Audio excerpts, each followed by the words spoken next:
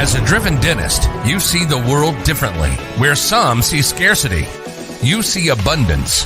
When others want to give up, you keep going. You're building an amazing life of significance. That means you can't rely on ordinary advice from ordinary advisors to get to your goals. You want advice that's going to help maximize your net worth so you can take even better care of the people you love, the causes you care about, and make your dent in the universe. But the fact is, this advice remains hidden because relatively few professionals are well versed in them, and the extremely affluent don't care to let you know about them. Join us as we pull back the curtain to reveal the often hidden advice and strategies used by today's most successful individuals and families. Welcome to Dental Wealth Nation. Here's your host, Tim McNeely. Welcome, everyone. I am so excited to have you here on another edition of Dental Wealth Nation. And happiness, right? The elusive happiness. What if you could only be happy? Well, what if the solution for happiness was closer than what you thought? And that's why I'm so excited that you're here today, is because by the time we finish today, you're going to know that the solution for being happy lies a lot closer than what you think. You're going to have the opportunity to reverse engineer your path to happiness. That's right. You can reverse engineer and actually create happiness. But most importantly of all, you're going to feel inspired to offer yourself the gift of awareness. And I am so excited to be here today with Nithya Karia. Nithya is a happiness coach, and she's the author of the upcoming book, High Vibe Habits. But what I really love about Nithya is that she's been able to step into living her own strengths. And in that process, she can help you find the same freedom to be yourself. Nithya, welcome to the show. Thank you, Tim. So excited to be here. Oh my gosh, right? Happiness. It's such a topic, right? All of us chase happiness. We deal with depression and anxiety and just a crazy world out there. So give me a little bit about your background and how did you start on this path to harness the power of happiness? Yeah. So I think like a lot of us, Tim, I came from a family that my parents, I feel really lucky. They were really supportive of me. And, while they pushed education, they also really wanted me to be happy.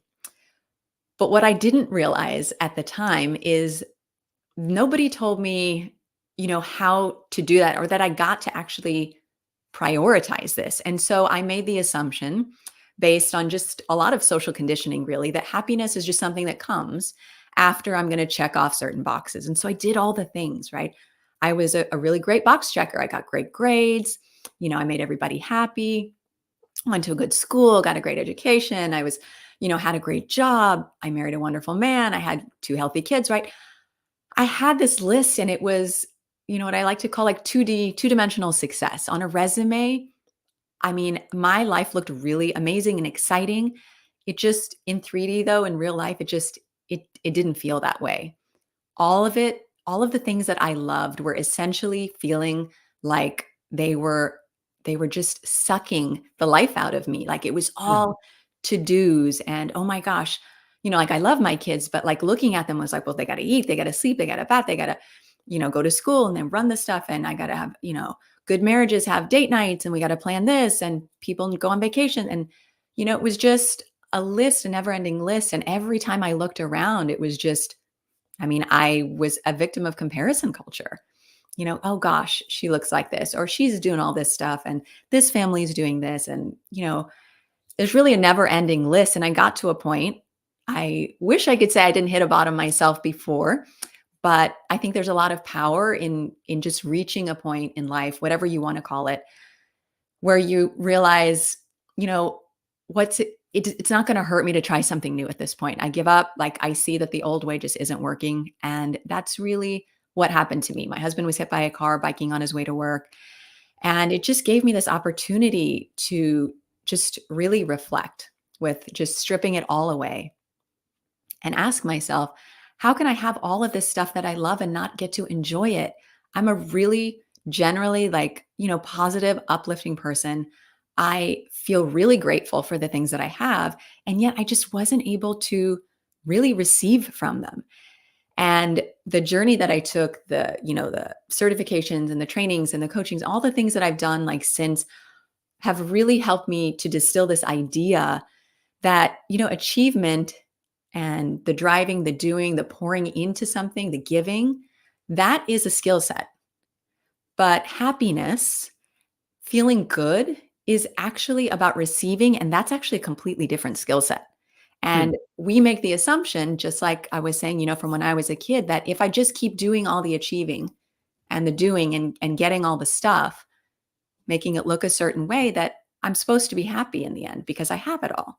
Right. But that's so often living by other people's definitions, doing things without considering how they're actually making us feel, Hmm. versus doing something and realizing the whole point of everything we ever do, all of us as humans, is to feel good. So if I create a life that doesn't feel good, I'm not going to wake up one day 20 years down the road and suddenly feel good. I get to commit to my happiness the same way I've committed to, planning my education, my career goals, having a healthy marriage, even planning a dinner menu. I mean, I even plan what goes on my dinner table, right? So we get to plan something as important as our happiness because it isn't just going to show up. Because if we're not planning for it, it may come, but it also, feels, like you said, elusive, like it just kind of disappears and we don't know why. Yeah. Well, right. You talked about that planning piece, right? And checking all the boxes. And I think that's an assumption a lot of us, driven professionals often have is right. If we keep doing these things, if we keep pursuing these things, right? Once I achieve this, once I achieve that, right? We do sometimes get a boost from those, but it seems to become a burden over time. And so, right, I hear you saying really that the happiness doesn't come from achieving. Right. So, exactly. I love that you brought up the point that it does give us a boost, because I think as people who are driven, and doing is a bit of a part of our personality, right? I love being in things and doing things and learning and feeling expansive. But if I rely again on the same tactics that were strengths for my achievement, they are not necessarily, and in fact, sometimes I can actually, be harmful, be to my detriment when I'm using them to try to feel good, because I Hmm. can't push it. It's really, again, happiness is an internal condition. It's a way that I see. So it's a way that I allow myself to receive, that really values it's, like the yin and the yang, right? I mean, how many of us feel uncomfortable just sitting? Like, right? Like, I mean, I had the hardest time to, especially if somebody else is doing something, I feel like, oh, I need to get up and do something too. How can I be the person that sits down, that's, not helping around, or, just Hmm. being more active? We've just created so much meaning, I think, as achievers, because I think the stuff that makes us feel good, it doesn't have, it's not so easily defined, or, as a check mark. And there is a lot of value to the tools that we can use towards our happiness. I do believe in, meditation and eating well and, exercising and moving our bodies. But what I am not a proponent of is just creating a really rigid framework for ourselves that we then say, okay, I've decided, I woke up this morning and I want to be a healthier person. I want to be happier. So I'm going to go to the gym so I have more energy, and, I'm going to eat really healthy. And I start to, again, use what so many of us do in an achiever state, which is we pick a goal, and it's a super high goal because that's what we do. And then if something happens and we fall short, it is failure. Oh, great. I'm just not a person who wakes up early and goes to the gym. I'm just not a person who can keep eating healthy. I just love eating, ice cream. But the problem is that every time we experience that, our brain starts to create these I am beliefs. And Hmm. that's just a story for ourselves. So I like to, as a tactic, is what I teach in my framework, is taking a staircase model. So wherever you are right now, the goal is to create the next step towards what you want, but to be able to do so with consistency. So it's got to be a small stretch. So if I'm not working out at all, a stretch for me might be 15 minutes of something, right? And it's not going to be necessarily buying a gym membership or, whatever, doing a super hard workout that I don't even enjoy. There has to be an element that moves the goal needle. So what's the goal? But also considering, how am I feeling in this process? Hmm. And it's a nuance that, again, when I get to work with people in my own programs, that's something that we get to talk about. But, for everyone listening, the idea is really that how you feel matters. And it doesn't mean it's the excuse along the way. It doesn't always have to change the decision you make, but it is important to be aware. So if Hmm. I said, if I using a gym example, right? If I say, okay, I want to exercise for 15 minutes every day, and I get up and I roll out my yoga mat. When my alarm goes off, I may not want to get up, and I'm aware of that feeling. If I say, gosh, this does not feel good, but I've made a commitment. So so I get up and I do it. But if I do it for 3 weeks or a week or whatever, and it still feels miserable, I get to reevaluate it. Again, this flexible thinking helps us find what's going to both move us toward the goal needle and feel good, right? So Hmm. instead of pushing hard and driving, being like, great, I worked out 7 days this week, but I hate it. Like we're missing the mark, right? We're doing Hmm. the thing, we're checking off, but we totally lost the compass. Yeah. Well, right. I think it's interesting how we're talking about this achievement culture and kind of checking the boxes, and a lot of times that can actually trap us and not lead to fulfillment. In fact, it can lead to feelings of shame and failure and loss because we didn't meet these standards that we set for ourselves or the standards that we're comparing ourselves to others. So that to me is really fascinating that sometimes checking the box can actually not lead to happiness.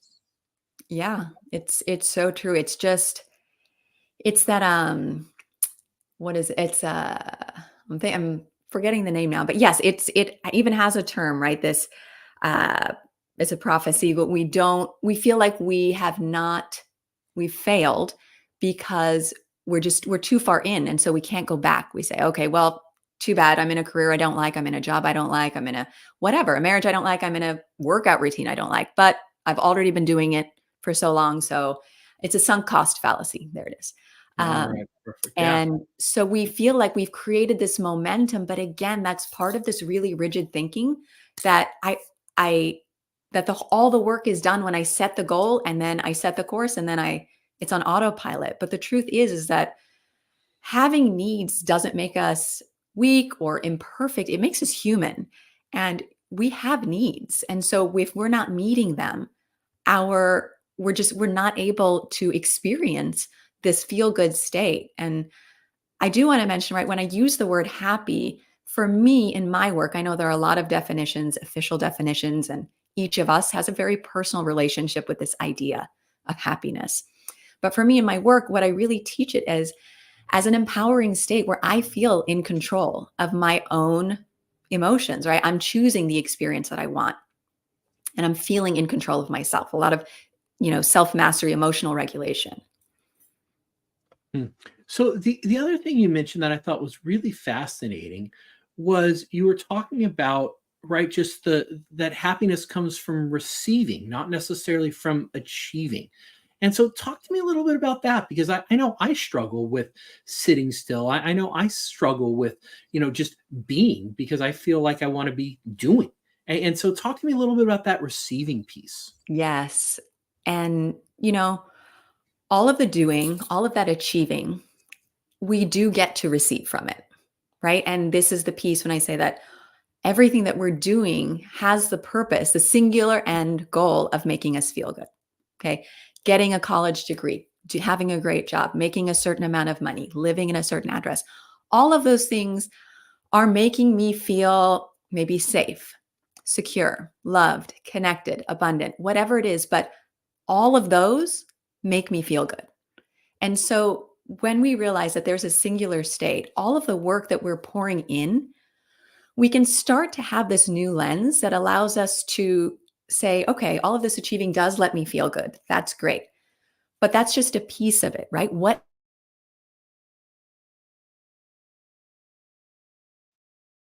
is on all the time? Everything has this sort of balance, this full circle nature to it, the cyclical nature. So if I have decided that I don't value the meaning I create around rest, around having fun, around treating myself to something. What do I even consider a treat? I used to, not even buy myself a cup of tea because I was like, I don't need to spend the, the 250 or the $3 or whatever it was, right?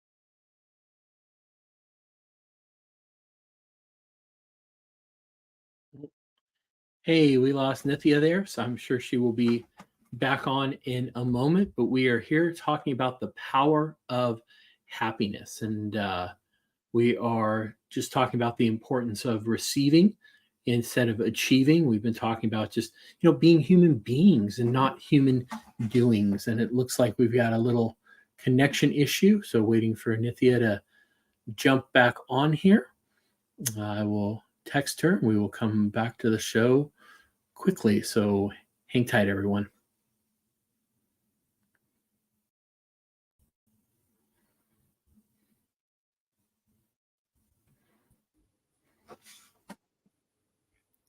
Hey Hi. there. Welcome back. I think we had a little connection snafu, but I was just talking through everyone and sharing with them what we've been covering so far. And we've been having just such a great conversation about happiness, about receiving. And I made the comment that I think so many of us get caught up and we think we're human doing instead of human beings. And we Exactly. really need to focus on human beings. And my follow-up question to you was going to be, just really thinking about, like, right, if we're this high performing individual, if you're listening to this, if you're just feeling like, hey, I know objectively when I look around, like, everything looks great, but internally they're just not feeling well. What are some of the first steps that they can take to start making better decisions and really leveraging that quest and that journey towards happiness? How can we start on that? Yeah, I think again, starting with the right question always leads us to the right answer. And I have a download that has these questions that breaks down each of the habits just to a single question as a really kind of easy, gentle entryway into this type of work. And the first question I always say is, it matters how you feel, because how you feel is if you're not feeling great, whether that's worried or stressed, frustrated, irritated, and you're feeling this way, you are triggering a stress response within your body. So your brain is actually not accessing the same parts. They're just not available when our subconscious is dealing with another problem. It's saying, wait a second, I'm not feeling heard, I'm not feeling seen, I'm really frustrated. It's trying to meet another need while our conscious mind is here saying, hey, I'd really love for this person to, I'd love this person to do what I need them to do. I'd love, for this conversation to go my way. And so when it comes to decisions, we want to understand that when I ask myself this first question to ask often, how am I feeling right now? If the answer isn't I'm feeling pretty good, then the thing we're about to do, about to say, the thought that we're having is less likely to be an optimal thought. That is Hmm. not the thought that is getting us to that optimal outcome we want, because our lens has been shaded, right? It's like we put on another pair of glasses and we just can't see the same things that we see. We don't think the same thoughts, and we don't have the same ideas. We're not generating the same amount of thoughts that we're having. They're different ones.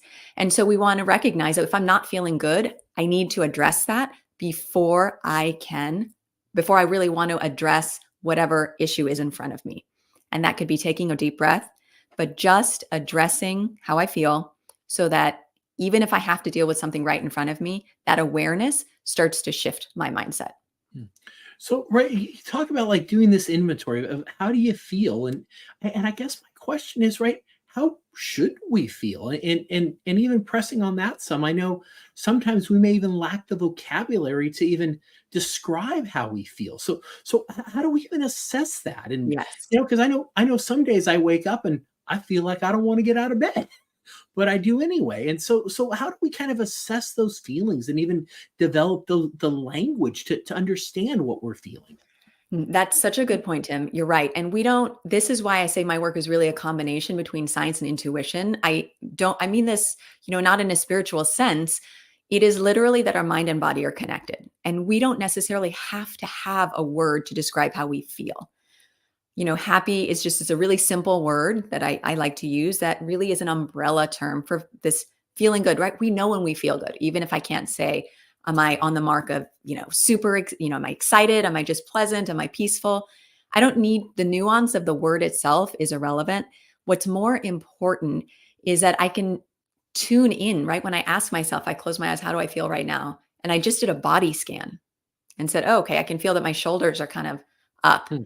I can feel maybe my throat is tight. I'm feeling like maybe this conversation might be confrontational and I'm already not liking it. Are my palms sweaty? Each of us is going to have a physiological reaction to a stress state. Hmm. And the more that we check in and say, oh, or maybe my muscles feel tight. Maybe I just need to stand up. Maybe like roll my shoulders Yeah. back. We tend to get really tense, especially as we're zoned in and doing our work. Sometimes we don't even realize, our breath, how shallow it gets. Hmm. So that check-in is really just asking myself, my body, what's happening right now? Am I nervous? Butterflies, right? Any of those are signs that I can use. Right. That's so interesting because even as you were talking through that, right, I started just doing that body scan. And you're right. I felt I was a little tense and I'm like, oh, I can relax the shoulders, everything's okay. Whereas if I would have held that posture, right, even unknowingly, Yes. right, I probably would have left here and felt a little stressed, even though we're not doing anything stressful, right? So just those little things. Well, what a neat little thing. And so wow, how powerful. I love that. Just kind of checking in and saying, how am I feeling right now? What a powerful thing that all of us can do right here, right now. And I would encourage our listeners, right? Type below. How are you feeling? If you got the courage, put it in the chat below. And if you got some questions for Nithya that you'd love for her to answer, please go ahead and put them down below. I've put a copy of her high vibe checklist in there, that quick start, so you can start on that also. And so Nithya, right? You talk about, right, there's really a happiness myth that's out there. And what is that myth and why is it so misleading? Yeah. And Tim, I think the myth that we all believe is that happiness is fragile.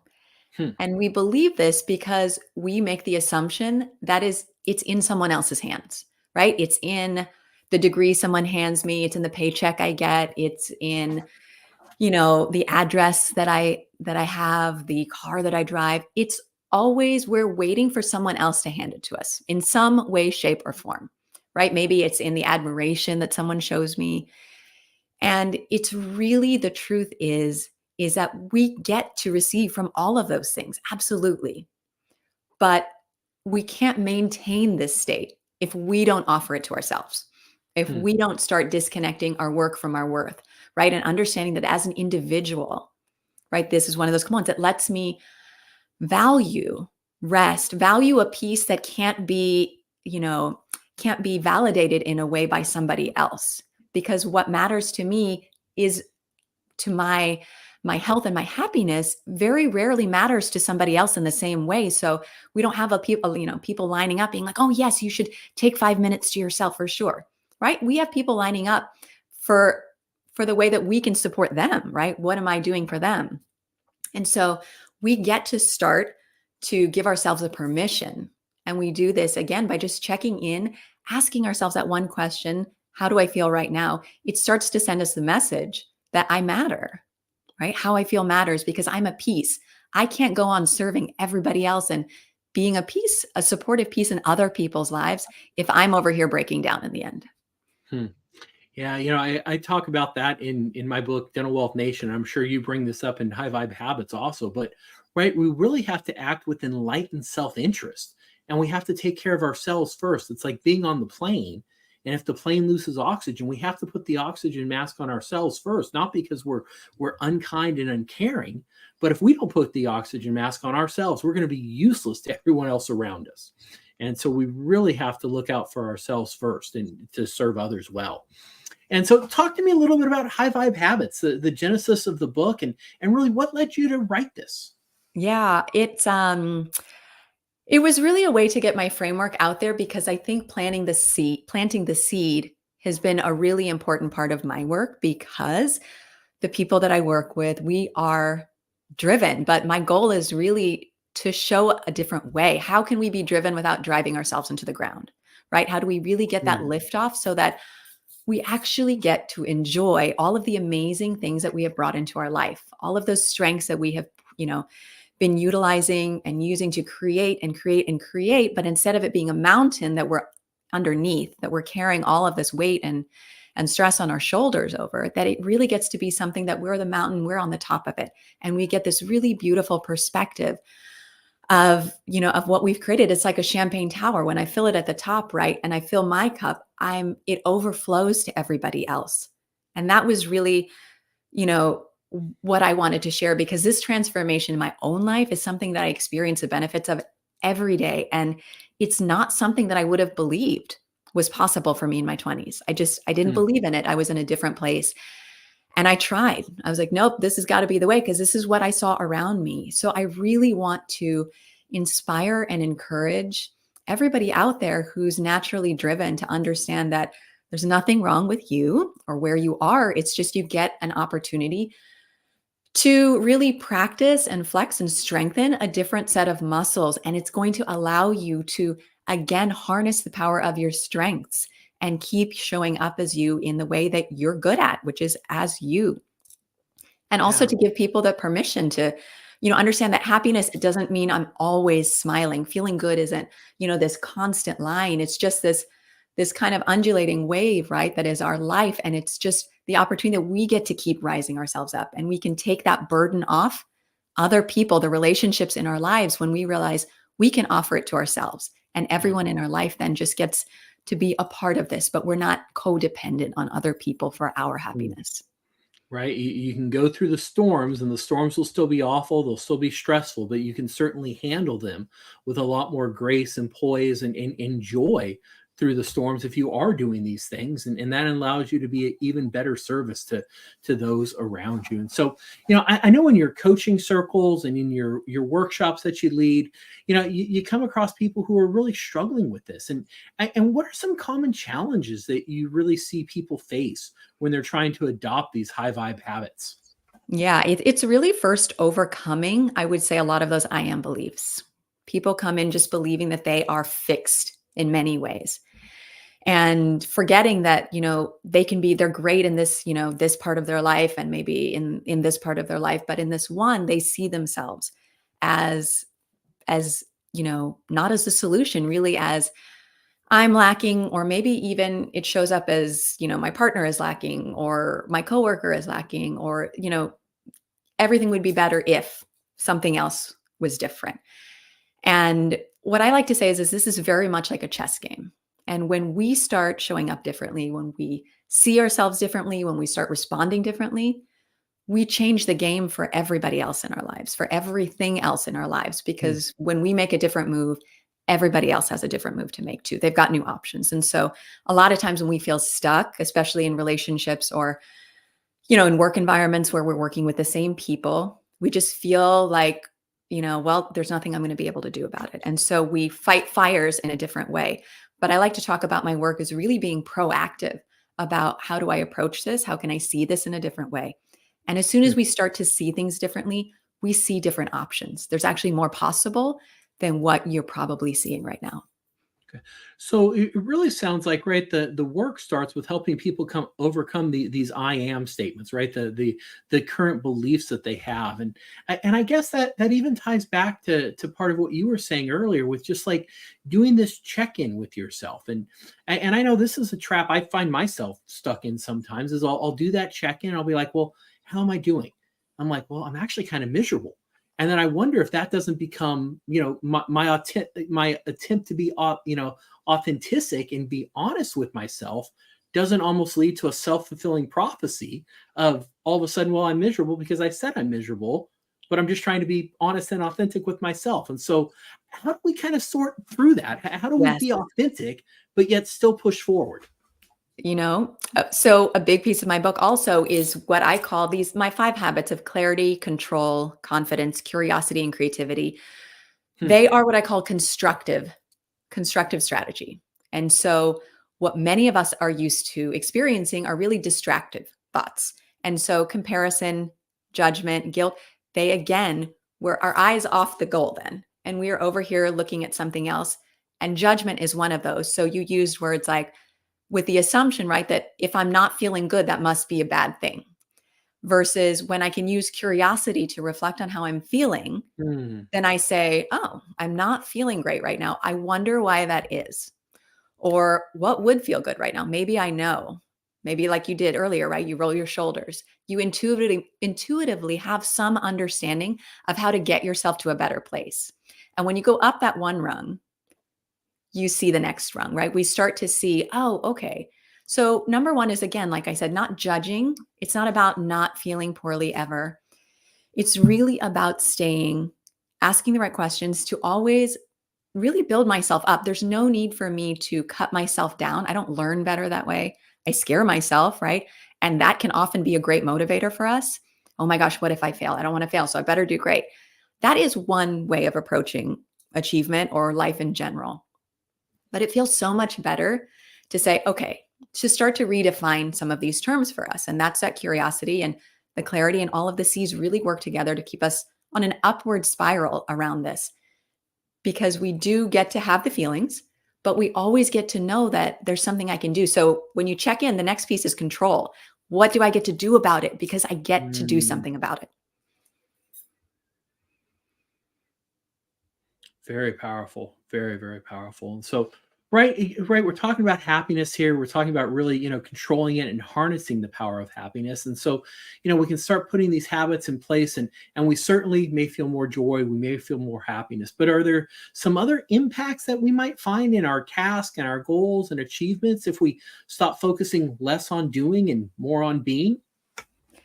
Yeah, I think, you know, like I was saying earlier, when we can reduce our stress and we open up our mind to essentially to feel safe, to use these higher level thinking skills that we're gifted with, we have more empathy, more creativity, we're better collaborators.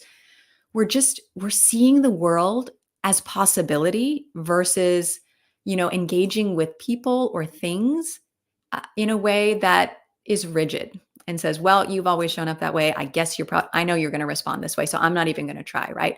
Or I'm not going to try to go after this other goal of expanding my practice, or maybe, spending less hours at work. Again, what makes us happy gets to be whatever makes us happy. For some of it, it's more time at work. Maybe it's more time with family. Maybe it's more time doing something that, you're passionate about.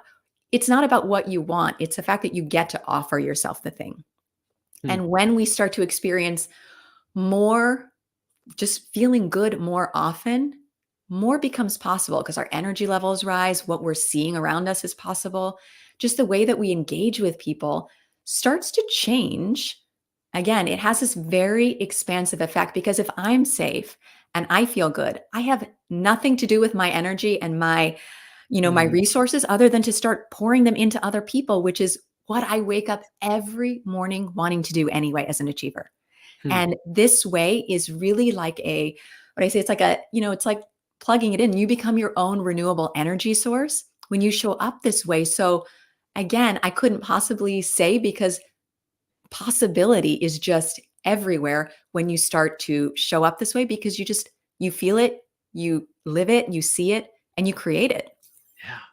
Wow, how powerful. Now, you've been kind enough to offer us this high vibe quick start checklist, and I've put that down below for everyone to check out. But what's one item from the checklist that you would encourage us to go back and start practicing right away, right? We've talked about that check-in, but is there maybe another item or something else from that high vibe checklist that you would recommend as just a good starting point for all of us?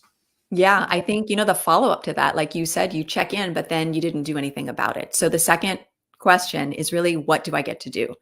Hmm. And doing that piece. And curiosity, I cannot emphasize the power of just being able to reflect on ourselves or on, a situation that we're in with curiosity versus judgment or comparison or some lens that really taints, again, what we see. Hmm. So let's dive into that curiosity piece real quick, because I think we hear that, and a lot of times we just glance over it. But let's say we're going through our day, and all of a sudden something doesn't go as planned, and now I'm feeling frustrated or a little irritated. What do those curiosity questions look like? What might I consider asking about those feelings that are surfacing? Yeah. So like if something were to happen, say I lost connection with you on this call. Yeah. And I could immediately get frustrated and be like, panicky even. I could get anxious. Oh my gosh, what's going to happen? This is live and what am I going to do, right? If I just, I get to understand the control when it comes to curiosity. I'm asking the question of what is possible in the sense of what am I under control of? And that is just me. That is a foundational pillar of my framework is that there is a difference between controlling and control. Hmm. And what makes us feel safe is control, right? When it's offering our brain some level of predictability, right? This is what keeps us safe and alive and all that good stuff. And when I begin to understand that not controlling things around me, it doesn't make my life, this disaster and this chaos. What it actually is that I understand that I can spend the energy that I was directing trying to get my kids to do this, my husband to do that, Mhm. my clients to do this, my coworkers to do this, and spend it on how could I be more effective, right? Hmm. How can I change the way I'm showing up? What could I say? Wow.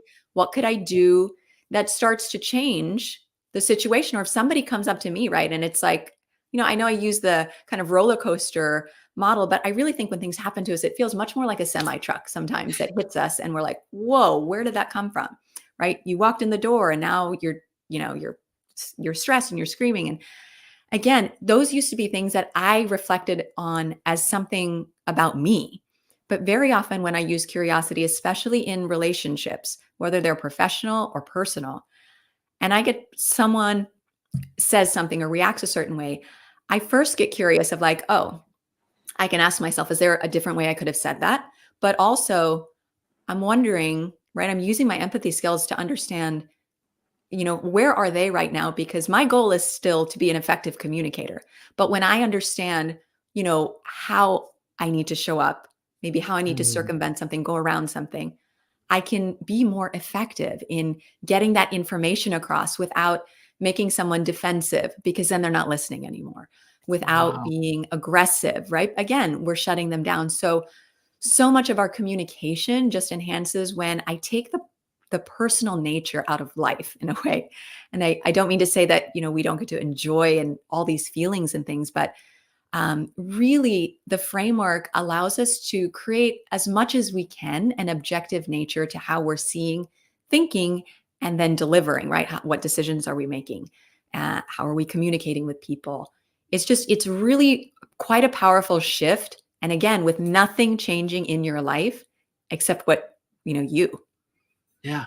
Oh my gosh, that's so powerful, and I love what you just shared with us. There is right. Instead of harnessing that energy for the anger, the frustration, the arguments, right? Harness that energy to think, well, how can I actually improve the situation, right? Because it takes like I used to get really angry. It takes a lot of energy to get angry, and it would wear me out. And I've learned over time, like that's not a good path to pursue. And so, but I love that idea of just thinking about the energy that we expand pursuing these things that really don't give us good results. So what a huge mind shift. Thank you for that, Nithya. And actually, Sean just jumped in. He says, "Loving this. You're rocking it." And we Hey, had a Sean. chance to meet Sean at Expansion. So Sean, thanks for joining in. Glad you're here with us. But yeah, so powerful the happiness that we're talking about. And you're also offering a happiness on purpose workshop, High Vibe Habits. Tell us a little bit about that workshop. Yeah, so this is something that I do, and it's really kind of an entry point, right? I mean, having a conversation with you or a it's really a chance to let people kind of sit in this for longer, in this container, in this space that I hold for allowing ourselves to experience it. Because I think it takes time to release. It takes time even from our day, right? Adjusting from, being at work or wherever you are into being in a workshop or listening to a podcast, right? It starts the wheels turning. And I think it always takes it benefits from the time it takes to first release what we need to release in order to absorb what we can absorb. Because, again, like the amount of energy we have is based, if we're spending it doing one thing, we don't have it to do the other thing. So it's really being intentional about where we're investing ourselves. And so I create these workshops as an opportunity really for people to come and to sit and, practice it a little bit, experience it, be able to ask the questions and the feedback, because again, happiness is a deeply personal journey for each of us. And the framework works because it isn't a specific list of to-dos. It's really a way to start to see and a way to harness just the human nature in all of us, that science piece, and connect it with the intuition of saying, only you, Tim, are going to know what makes Tim happy. I can come up with all of these really great, things to get you happier and healthier, but they may not work well for your life, right? So it's really this, how do I take the information and offering like strategic curation of what works, what's out there, and how can you implement that in your life so that it sticks. Wow. No, I love that. I love that you're teaching a framework, and it's not another list of things to achieve or to do, because oftentimes that's why we're miserable in the first place, is we've been working on too many things, and we really need a new way of being and a new way of thinking. And as we work on those things, the happiness can improve because we actually are being a different way. And so powerful. And I put the link to the workshop below. If anyone's interested, I'd encourage you to check that out. And so, we're coming up on the end of our time here, but how can we find you and get in touch with you, Nithya? Yeah, you can visit my website, nithyakaria.com, or you can grab that free download and, join. You can look up some more. I do group coaching work. And you can also follow me on Instagram and Facebook, Nithya Karia. Excellent. And before we sign off, any closing thoughts for us before we sign off here? I guess I just really want everyone to realize that they are, by being in control, by allowing ourselves, giving ourselves that permission, we get to create the life that we want. And it doesn't have to be a waiting game. That happiness is truly a creating game. And that's just a gift we get to offer ourselves, but it's a gift that benefits everyone in your life. Wow. Well, hey, thank you so much for being an amazing guest. Thank you for sharing so generously with us and just really helping us pursue that happiness, not just for our own selves, but for the sake of the people we love, the causes we care about, and really making a meaningful impact in the world. So thank you, Nithya. Thank you, Tim. All right. And we'll see you all again here soon on the Dental Wealth Nation show. You've been listening to Dental Wealth Nation. We hope you've gotten some useful and practical information from the show. Join us next time as we pull back the curtain to reveal the often hidden advice and strategies used by today's most successful individuals and families, and help maximize your net worth so you can take even better care of the people you love. Till next time, make sure to hit the website at dentalwealthnation.com.